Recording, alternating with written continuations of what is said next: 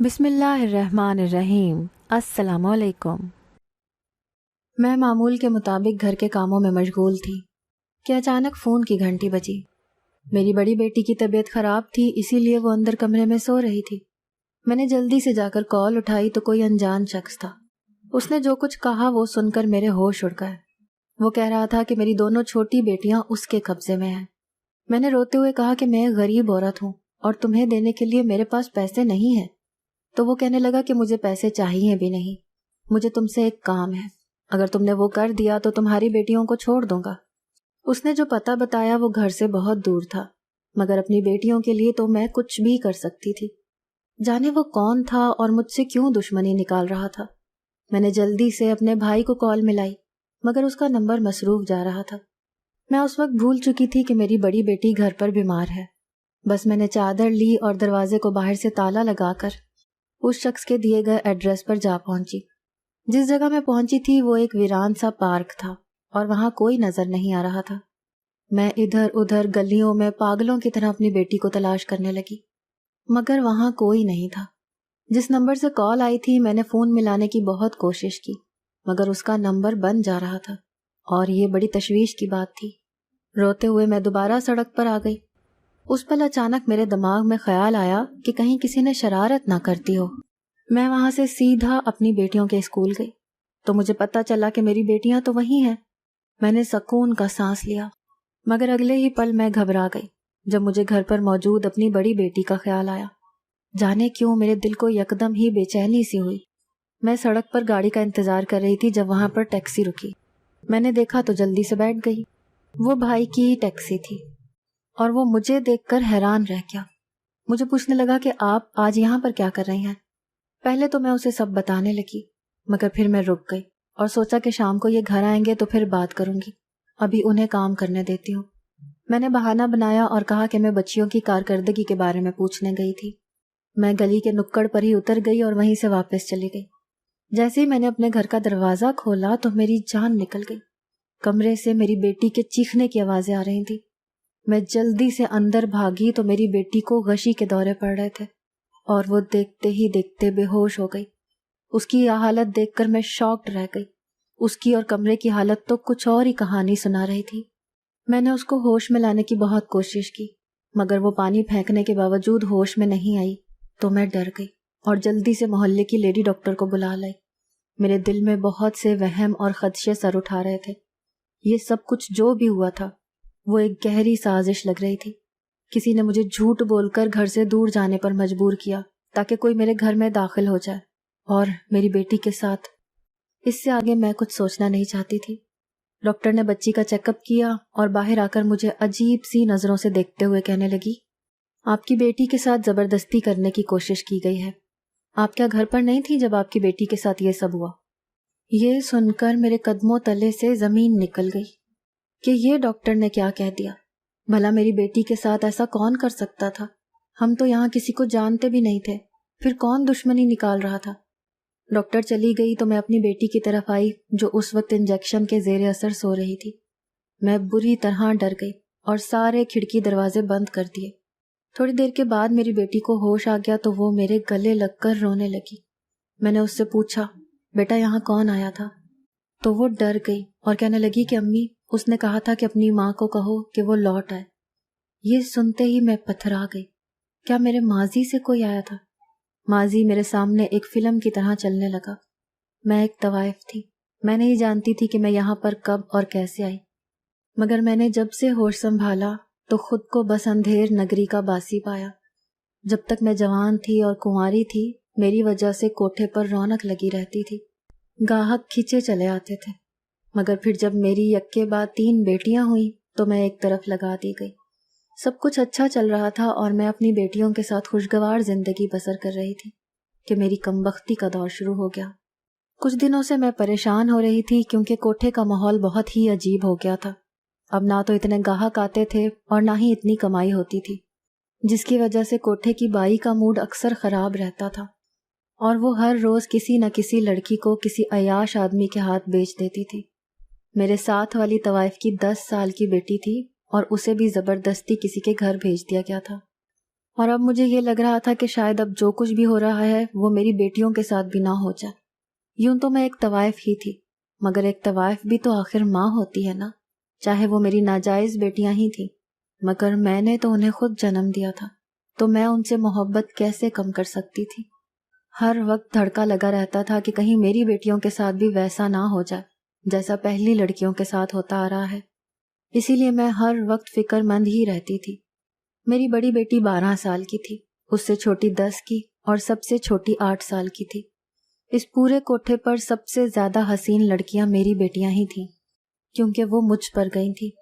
حسن و شباہت میں یہاں میرے ٹکر کی طوائف نہیں تھی۔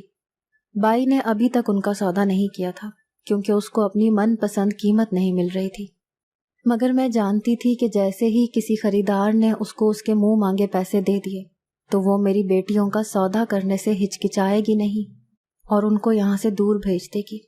اسی سوچ نے میری راتوں کی نیند اور دن کا سکون غارت کر رکھا تھا۔ ایک دن کوٹھے کے آگے ایک بڑی سی گاڑی آ کر رکی اور میں دہل کر رہ گئی، کیونکہ یہ گاڑی تبھی آتی تھی جب یہاں پر کسی بچی کا سودا ہونے والا ہوتا تھا، اور یہاں اب بس میری بیٹیوں کے علاوہ کوئی بچیاں نہیں تھیں۔ اب میری بیٹیوں کی باری تھی۔ اس سوچ نے مجھے جکڑ لیا کہ میری بیٹیوں کی زندگی خطرے میں تھی اور مجھے جلد سے جلد کچھ کرنا تھا تاکہ میں اپنی بیٹیوں کی زندگی بچا سکوں۔ میں جلدی سے اندر بڑھی۔ میرے پاس وقت بہت ہی کم تھا۔ جتنی دیر میں وہ لوگ بائی سے ملاقات کرتے، اتنی دیر میں مجھے یہاں سے کہیں دور چلے جانا چاہیے تھا۔ میں نے جلدی سے اپنی تینوں بیٹیوں کا ہاتھ پکڑا اور انہیں لے کر کوٹھے کے پچھلی طرف چلی آئی۔ وہاں پر ایک دروازہ تھا جس پر کئی سالوں سے تالا لگا ہوا تھا، مگر میں پچھلے کئی دنوں سے اس تالے کو کاٹنے کی کوشش کر رہی تھی، اور خوش قسمتی سے میں نے پچھلی رات ہی اس تالے کو مکمل طور پر کاٹ دیا تھا۔ چونکہ اس طرف کوئی نہیں آتا تھا، اسی لیے کسی کو بھی میری کارستانی کے بارے میں علم نہیں ہو سکا تھا۔ میں جلدی سے اس طرف آئی اور تالا کھول کر اس دروازے کے ذریعے سڑک پر چلی آئی۔ میرا خیال تھا کہ مجھے بھاگتے ہوئے کسی نے بھی نہیں دیکھا ہوگا، مگر یہی میری سب سے بڑی غلط فہمی تھی، کیونکہ کوٹھے کی چھت پر موجود ایک اور طوائف نے مجھے دیکھ لیا تھا، اور اس نے چیخ چیخ کر سب کو اکٹھا کر لیا اور فوراً ہی سب میرے پیچھے بھاگے۔ میں ڈر گئی اور میں نے اپنی بیٹیوں کا ہاتھ پکڑ کر جلدی سے سڑک پار کرتے ہی بغیر دیکھے سامنے سے آتی ایک ٹیکسی کو روکا اور بیٹیوں کو لے کر اس میں بیٹھ گئی۔ وہ آدمی پوچھنے لگا کہ جی آپ نے کہاں جانا ہے؟ تو میں نے کہا کہ کہیں بھی لے چلو، مگر یہاں سے گاڑی بھگا لو، وہ لوگ میرے پیچھے ہیں، میں نہیں چاہتی کہ وہ مجھ تک پہنچے، پلیز تم جتنی تیز ہو سکے گاڑی چلاؤ۔ اس نے ایسا ہی کیا اور جلد ہی ہم وہاں سے کافی دور دوسرے علاقے میں آ گئے۔ میرے پاس جتنے پیسے تھے میں نے اس شخص کو دے دیے اور کہا کہ مجھے کسی دارالامان میں چھوڑ دو۔ وہ کہنے لگا کہ اگر آپ برا نہ منائیں تو مجھے اپنی پریشانی بتا سکتی ہیں۔ میں نے اسے جھوٹ موٹ کہہ دیا کہ میرا شوہر میری بیٹیوں کو مارنا چاہتا تھا، اس لیے میں اپنے سسرال سے اپنی بیٹیوں کو لے کر فرار ہو گئی ہوں اور اب مجھے کہیں پناہ چاہیے۔ تو وہ آدمی کہنے لگا کہ آپ مجھے اپنا بھائی ہی سمجھو اور آپ میرے گھر پر آ کر رہ سکتی ہو۔ وہ شخص دیکھنے سے ہی ایک مولوی معلوم ہو رہا تھا اور اسی لیے میں نے اس پر بھروسہ کر لیا اور میں اس کے ساتھ اس کے گھر پر آ گئی۔ وہ کہنے لگا کہ میں محلے کا مولوی ہوں اور فارغ وقت میں ٹیکسی چلاتا ہوں۔ آپ کو میں نے بہن کہا ہے تو آپ بھی بے فکر ہو کر میرے گھر پر رہ سکتی ہیں۔ میں نے اس کا بہت سارا شکریہ ادا کیا۔ کوئی اور آدمی ہوتا تو شاید میں منع کر دیتی، لیکن وہ چونکہ ایک مولوی تھا تو اسی لیے میں مطمئن ہو کر اس کے گھر میں آ گئی۔ ویسے بھی میں ابھی کہیں اور جانے کے قابل نہیں تھی، نہ تو میرے پاس پیسے تھے اور نہ ہی کوئی اور ٹھکانہ، تو یہ بہتر تھا کہ میں اسی آدمی کے گھر پر رہ لیتی۔ وہ بہت اچھا تھا، اس نے میرا اور میری بیٹیوں کا بہت خیال رکھنا شروع کر دیا۔ وہ ہماری ہر ضرورت پوری کرتا تھا۔ اس نے محلے میں بھی سب کو یہی کہہ رکھا تھا کہ یہ میری بیوہ بہن اور اس کی بیٹیاں ہیں، اسی لیے کوئی ہم پر بات نہیں کرتا تھا، ورنہ تو یہ معاشرہ مجھے جینے نہ دیتا۔ میں چونکہ ایک طوائف رہ چکی تھی اور شہر کے بہت سارے لوگ مجھے پہچانتے تھے، اسی لیے میں تو کبھی گھر سے باہر ہی نہیں نکلی، اور میرے اسی منہ بولے بھائی نے میری بیٹیوں کو خود جا کر اسکول میں داخل کروا دیا۔ وہی گھر کے اور باہر کے سارے کام کرتا تھا۔ وہ میری بیٹیوں سے بہت پیار کرتا تھا اور میری بیٹیاں بھی اس کو ماموں ماموں کہتے نہیں تھکتی تھی۔ ایسے لگتا ہی نہیں تھا کہ وہ ان کا سگا ماموں نہیں ہے یا وہ اس کی سگی بہن کی بیٹیاں نہیں ہیں۔ اس نے مجھے سگی بہنوں والا مان اور مرتبہ ہی دیا تھا۔ میں نے آج تک اسے اپنے ماضی کے بارے میں نہیں بتایا تھا اور نہ ہی اس نے پوچھا تھا۔ ہماری زندگی کے دن اچھے گزر رہے تھے، مگر پھر میں نے اپنی بڑی بیٹی کو نوٹ کرنا شروع کیا کہ وہ ڈرنے لگی ہے اور ہر آہٹ پر چونک جاتی ہے۔ اس کی دن بدن خراب ہوتی حالت کو دیکھ کر ہی میں پریشان ہو رہی تھی کہ میری بچی نے کھانا پینا اور ڈرنا کیوں شروع کر دیا ہے۔ میں نے اس سے بہت پوچھنے کی کوشش کی، مگر وہ کچھ بتانے کو تیار ہی نہیں ہوتی تھی، بس سہمی سہمی سی رہتی تھی۔ میرا وہ منہ بولا مولوی بھائی تو صبح کا گھر سے نکلا شام کو گھر آتا تھا، اور میں اکیلے کہیں بیٹی کو لے کر نہیں جانا چاہتی تھی، ورنہ اسے ڈاکٹر کے پاس ہی لے جاتی۔ اور آج جو کچھ ہوا تھا اس پر تو مجھے ابھی تک یقین نہیں آ رہا تھا۔ میں نے اپنی بیٹی سے پوچھا کہ مجھے بتاؤ تو صحیح کہ وہ کون تھا، کیا تم نے اس شخص کا چہرہ دیکھا تھا؟ میری بیٹی ہچکچا کر کہنے لگی کہ میں آپ کو بتا تو دوں مگر آپ یقین نہیں کریں گی۔ میں چونک گئی، تو کیا میں اس شخص کو جانتی تھی؟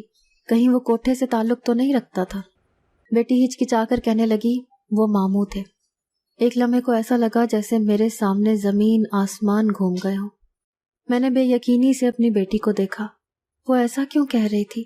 وہ تو اتنا نیک شخص تھا، مجھے اپنی بہن مانتا تھا اور میری بیٹیوں سے بھی پیار کرتا تھا، پھر وہ میری بیٹی کے ساتھ ایسا کیسے کر سکتا تھا؟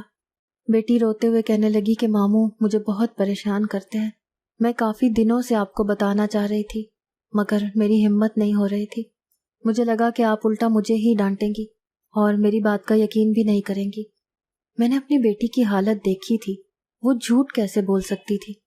شاید اس کی نیت میں فتور آ گیا تھا۔ میں نے سوچ لیا تھا کہ اب بس مجھے یہاں نہیں رہنا۔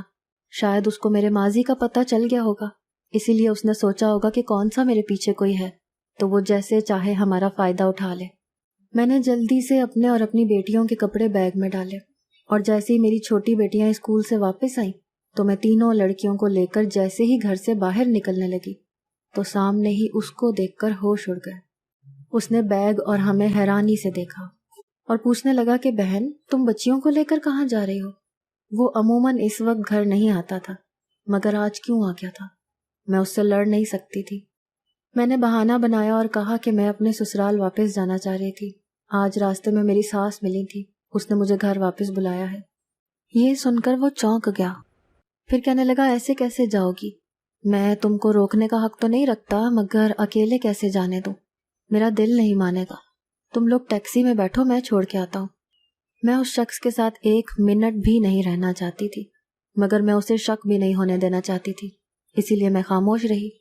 اچانک بڑی بیٹی نے ہاتھ چھڑایا اور کہنے لگی ہم کہیں نہیں جا رہے، یہاں ہی رہیں گے۔ یہ کہہ کر وہ اندر بھاگ گئی اور میں حیرانی سے دیکھتی رہ گئی۔ اس کا رویہ مجھے سمجھ نہیں آیا کہ ایک طرف تو وہ مجھے کہہ رہی تھی کہ یہ شخص ٹھیک نہیں ہے اور دوسری طرف اسی کے گھر پر رہنے پر اصرار بھی کر رہی ہے۔ آخر یہ کیا ماجرا ہے؟ میں نے اپنی بیٹیوں اور اپنے منہ بولے بھائی دونوں پر نظر رکھنی شروع کر دی۔ مجھے بظاہر ایسا کچھ بھی نہیں لگا کہ وہ میری بیٹی میں دلچسپی لے رہا ہے، مگر جب بھی میں کسی کام سے باہر نکلتی تھی مجھے ایسا لگتا تھا کہ جیسے کوئی مجھ پر نظر رکھے ہوئے ہے۔ اس دن بھی میرا گھر سے باہر نکلنا ضروری تھا کیونکہ میں کپڑے سلائی کرتی تھی اور اسی لیے بازار سے کچھ سامان وغیرہ لانا تھا۔ میں روڈ پر گاڑی کا انتظار کر رہی تھی کہ اچانک میرے سیل فون پر رنگ ہوئی۔ دیکھا تو انجان نمبر سے میسج آیا ہوا تھا، لکھا تھا کہ اپنے منہ بولے بھائی کی اصلیت دیکھنا چاہتی ہو تو فوراً بس اسٹاپ پر جاؤ، تمہیں سب پتہ چل جائے گا۔ میں تو ڈر ہی گئی تھی کہ یہ کون میرے پیچھے پڑ گیا ہے اور اسے میری ایک ایک حرکت کی خبر ہے۔ میں جانا تو نہیں چاہتی تھی مگر پھر بھی نہ چاہتے ہوئے بس اسٹاپ پر چلی گئی تاکہ دیکھ سکوں کہ کوئی مجھے وہاں بھیج رہا ہے تو کیوں، آخر ایسا کیا ہے وہاں۔ بس اسٹاپ کے شروع میں ہی مجھے وہ منظر نظر آ گیا جس کے لیے مجھے میسج کر کے یہاں آنے کو کہا گیا تھا۔ وہاں میرا وہی منہ بولا بھائی کسی عورت کے ساتھ کھڑا باتیں کر رہا تھا، اور وہ عورت کوئی اور نہیں اسی کوٹھے کی بائی تھی جہاں سے میں فرار ہوئی تھی۔ آخر وہ دونوں کیوں مل رہے تھے اور اس بائی کو کیسے وہ جانتا تھا؟ کہیں وہ دونوں آپس میں ملے ہوئے تو نہیں تھے؟ میں بری طرح گھبرا گئی اور بھاگتے ہوئے گھر واپس آئی اور ایک بار پھر اس گھر سے نکلنے کا ارادہ کیا، مگر بڑی بیٹی آڑے آ گئی، کہنے لگی اماں ہم اسی گھر میں محفوظ ہیں، یہاں سے باہر جائیں گے تو اچھا نہیں ہوگا۔ میں الجھ گئی اور کہا کہ یہ تم کیا کہہ رہی ہو؟ ایک طرف تم یہ کہہ رہی تھی کہ ماموں نے تمہارے ساتھ برا کرنے کی کوشش کی اور دوسری طرف تم اس گھر سے جانا بھی نہیں چاہتی، آخر کیوں؟ کیا چھپا رہی ہو؟ میری بڑی بیٹی بری طرح گڑبڑا گئی اس کے تاثرات میں سمجھنے سے قاصر تھی کہ وہ کیا چاہ رہی ہے۔ وہ کچھ کہنے لگی مگر بولتے بولتے رک گئی اور کچھ کہے بغیر کمرے میں بھاگ گئی۔ میں نے سر پکڑ لیا۔ میرے آس پاس کیا ہو رہا تھا میں کچھ سمجھ نہیں پا رہی تھی۔ کبھی مجھے لگتا کہ میرے خلاف جال بنا جا رہا ہے اور کوئی سازش کر رہا ہے، اور کبھی لگتا تھا کہ ایسا کچھ نہیں ہے۔ مجھے کوٹھے سے نکلے 6 ماہ کا عرصہ ہو گیا تھا، اور آج اچانک بائی کا مولوی بھائی سے ملنا مجھے شک میں مبتلا کر رہا تھا۔ میں بس اب یہاں نہیں رہ سکتی تھی۔ میں نے بیٹیوں کو تیار کیا اور زبردستی انہیں لے کر دارالامان چلی آئی۔ زندگی یہاں کون سا آسان تھی۔ سب سے پہلے تو مجھے اپنی بیٹیوں کے اسکول کی قربانی دینی پڑی۔ وہ بہت اچھے اسکول میں پڑھتی تھیں اور اب انہیں یہیں میرے پاس ہی رہنا تھا۔ میں سمجھ نہیں پا رہی تھی کہ میں نے اچھا کیا یا برا کیا۔ میرے اوپر تو جیسے زمین ہی تنگ ہو گئی تھی۔ مجھے کہا گیا تھا کہ مجھے اپنی بیٹیوں کو یتیم خانے بھیجنا ہوگا تاکہ وہاں ان کی تعلیم اور تربیت کا انتظام ہو سکے۔ میں اپنی بیٹیوں سے دور نہیں رہنا چاہتی تھی، اسی لیے دارالامان سے نکل کر سڑک پر اپنی بچیوں کو لے کر بیٹھ گئی۔ مجھے بڑے والی بیٹی کہنے لگی، میں نے آپ کو کہا تھا نا کہ اس گھر سے مت نکلیں، اب دیکھ لیا کیا ہو رہا ہے ہمارے ساتھ۔ میں اسے کیا سمجھاتی کہ جہاں عزت کے لٹیرے ہوں وہاں نہیں رہتے۔ وہ تو چھوٹی بچی تھی۔ اسی وقت وہاں سے ایک عورت گزری، پھر دوبارہ رک کر واپس آئی تو اسے دیکھ کر میں چونک گئی۔ وہ کوٹھے کی ہی ایک طوائف تھی۔ مجھے اس حال میں اپنی بیٹیوں کے ساتھ دیکھ کر کہنے لگی، تم نے دیکھ لیا نا باہر کی دنیا میں کیا ہوتا ہے، تم واپس آ جاؤ، اب حالات بہتر ہو گئے ہیں، اب کوئی تمہیں تمہاری بیٹیوں سے دور نہیں کرے گا، بلکہ جو لڑکیاں کوٹھے سے بھیج دی گئی تھیں انہیں بھی واپس لے آیا گیا ہے۔ مجھے بھی اب یہی لگ رہا تھا کہ وہاں میری بیٹیاں کم از کم محفوظ تو تھیں۔ شاید مجھے واپس چلے جانا چاہیے تھا۔ اس سے پہلے کہ میں اس کے ساتھ جاتی، میری بڑی بیٹی یکدم چلا کر بولی، ہم آپ کے ساتھ نہیں جائیں گے، آپ سب گندے ہیں، امی ہم ماموں کے گھر جائیں گے۔ میں نے چلا کر کہا کہ اس روز جب میں گھر پر نہیں تھی تو تمہارے ماموں نے برا کیا تھا آپ کے ساتھ، یاد کرو۔ میں جب آئی تو آپ بے ہوش تھی اور آپ نے کہا تھا کہ مولوی ماموں نے۔